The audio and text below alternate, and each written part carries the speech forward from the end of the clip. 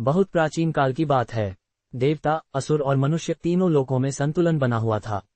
लेकिन जब अधर्म बढ़ने लगा और असुरों ने अत्याचार की सीमा पार कर दी, तब संसार में अंधकार फैल गया। उन्हीं असुरों में एक था महिषासुर, जो भैंसे के रूप में रूपांतरित हो सकता था। उसने घोर तपस्या करके ब्रह्मा जी को प्रसन्न किया। जब ब्रह्मा जी प्रकट हुए तो महिषासुर ने अहंकार से कहा, हे सृष्टिकर्ता, मुझे ऐसा वरदान दीजिए कि कोई देवता, असुर या मनुष्य मेरा वध न कर सके। ब्रह्मा जी ने कहा, तथास्तु। लेकिन महिषासुर ने स्त्रियों को दुर्बल समझते हुए कहा, स्त्रियों से मुझे कोई भय नहीं। ब्रह्मा जी ने कहा, तथास्तु, और अंतर्ध्यान हो गए। वरदान पाकर महिषासुर का अहंकार 7वें आसमान पर पहुंच गया। उसने देवताओं पर आक्रमण कर स्वर्गलोक पर अधिकार कर लिया। इंद्र, वरुण, अग्नि, वायु जैसे शक्तिशाली देवता भी हार गए। अपमानित होकर सब देवता ब्रह्मा, विष्णु और महेश के पास पहुंचे और बोले, हे त्रिदेव, यह महिषासुर अत्याचारी बन गया है, हम सबको इससे मुक्ति दिलाए। तीनों देवता चिंतन में डूब गए।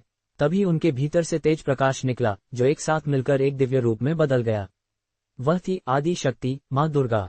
माँ दुर्गा का रूप अद्भुत था। उनके 10 भुजाएं थीं, मुख पर सौम्यता और नेत्रों में अग्नि का तेज था। उनके शरीर से दिव्य आभा निकल रही थी। देवताओं ने उन्हें अपने अपने अस्त्र शस्त्र भेंट किए। शिव जी ने त्रिशूल दिया, विष्णु जी ने सुदर्शन चक्र, इंद्र ने वज्र, वरुण ने शंख, कुबेर ने धनुष बाण, हिमालय ने सिंह को वाहन स्वरूप दिया।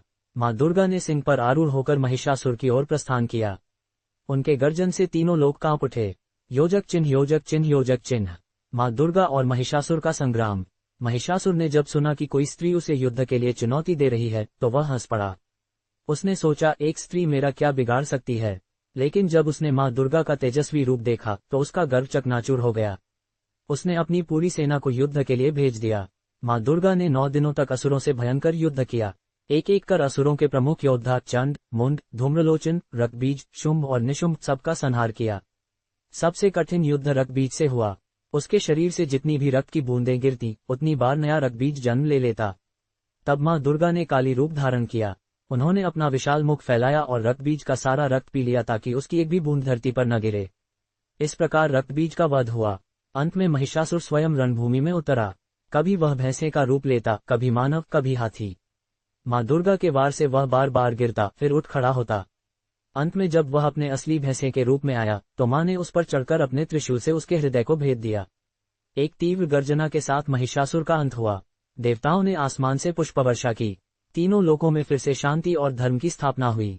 योजक चिन्ह, योजक चिन्ह, योजक चिन्ह। पुष्पन काल माँ दुर्गा के 9 स्वरूप। उस समय देवताओं ने माँ दुर्गा से प्रार्थना की, हे जगजननी, जब जब अधर्म बढ़ेगा और धर्म संकट में पड़ेगा, तब तब आप अवतरित होकर हमारी रक्षा करें। तभी से माँ दुर्गा की उपासना नवरात्र के रूप में की जाने लगी। नवरात्र में माँ के 9 रूपों की पूजा की जाती है। 1. शैलपुत्री, पर्वतराज, हिमालय की पुत्री। 2. ब्रह्मचारिणी, तप की देवी। 3. चंद्रघंटा, शांति और साहस की प्रतीक। 4. कूष्मांडा, सृष्टि की रचयिता। 5. स्कंदमाता, प्रेम और मातृत्व का रूप। 6. कात्यायनी, बल और विजय की देवी। 7. कालरात्रि, अंधकार का नाश करने वाली। 8. महागौरी, शुद्धता और करुणा की प्रतीक।